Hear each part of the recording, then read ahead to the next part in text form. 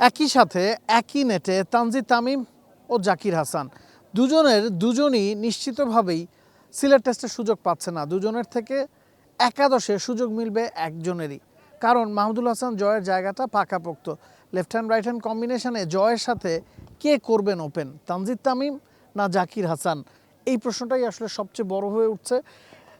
স্কোয়াডে 3 জন ওপেনারকে শুরুতে ডাকা হয়েছিল, মাহমুদুল হাসান জয়, এছাড়া তানজিদ তামিম, দুজন ছিলেন, সাদমান যেহেতু ইনজুরিতে পড়ে গেছেন, তার জায়গায় জাকিরকে ডাকা হয়েছে as a backup.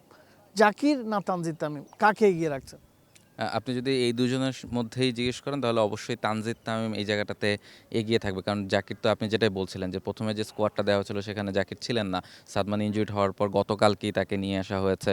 Lily premium gold soap 24 carat gold এনে দেয় রিয়েল গোল্ডেন গ্লো। সো সব মিলিয়ে তানজিদ তামিম যখন সুযোগ পান তখন থেকেই কিন্তু বলা হচ্ছিল যে এমন একজন ওপেনারকে নেওয়া হয়েছে, তার কারণটা বাংলাদেশ নতুন বলে একটা ভালো শুরু চায় বা একটা অ্যাটাকিং স্টার্ট চায়। তানজিদ তামিম সেই ধরনের ক্রিকেটটা খেলতে পছন্দ করেন এবং খেলেন বলেই বলটা খানিকটা পুরনো করা, অপোনেন্টের বোলারদের বা পেসারদেরকে খানিকটা হিমশিম খাওয়ানো, একটা কাউন্টার অ্যাটাক করা, সব কিছু তানজিদ তামিমের কাছ থেকে আপনি এক্সপেক্ট করতে পারেন।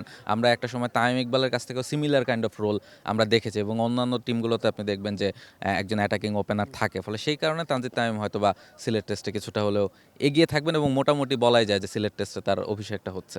যে অ্যাটাকের কথা বলা হচ্ছিল, তানজিদ তামিম এখন পর্যন্ত 33টা ওয়ানডে খেলেছেন, একমাত্র বাংলাদেশি ব্যাটার যার এতগুলো ওয়ানডে খেলার পরও স্ট্রাইক রেটটা 100-র ওপরে।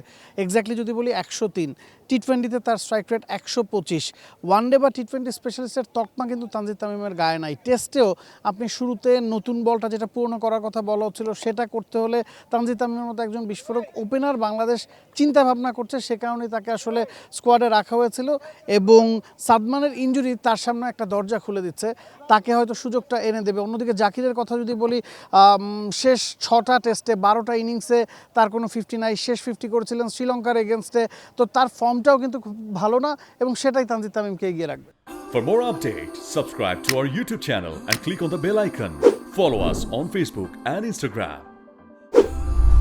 Download T-Sports app to enjoy exciting games and highlights. Visit tsports.com.